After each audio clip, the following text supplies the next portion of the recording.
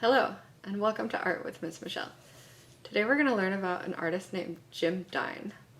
Jim Dine is an American artist who was born in Cincinnati, Ohio in 1935. He didn't do great in school, but he always was really interested in art. So when he was in high school, he would go to school during the day, and then at night he would go to the local college and study art and do art classes there at night. And when he graduated from high school, he went to art school. He started out at the University of Cincinnati, and then he moved to the School of the Museum of Fine Arts in Boston, and he got his BFA from Ohio University in 1957. So he studied at a lot of different art schools, and after that he went on to do graduate art school. He moved to New York and he got really into the New York art scene.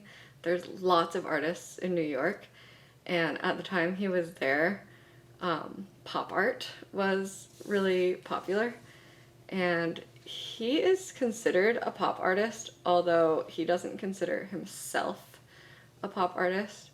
Pop art uses lots of just really familiar items, like probably the most famous would be Andy Warhol with his cans of soup and different like repetitive objects and just kind of like colorful, fast, interesting, lots of like visual stuff going on. So I think it's interesting that Jim Dine does not consider himself a pop artist, but he did all different kinds of art and still does. He's 85 years old, so he's still alive and makes art.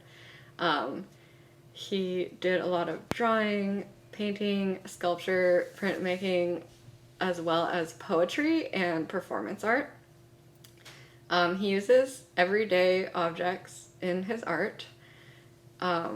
He did everything from plants, animals, himself, his hands, and even Pinocchio, but he's probably most famous for bathrobes, tools, and his hearts, which he is the very most famous. He's painted and sculpted and drawn hundreds, if not thousands, of hearts in his lifetime. He likes it. He thinks it's a good way to explore color, texture, composition, and as well as just using all different materials. So he uses like spray paint, charcoal, regular traditional painting, and just many different things. And he even has one picture of a heart that he nailed a sock and an old boot onto. And these paintings and drawings can be anywhere from a regular size piece of paper to 6 feet by 6 feet, which is bigger than me. When asked why he liked art so much, he said, "I have no idea, but it's mine and I use it as a template for my emotions.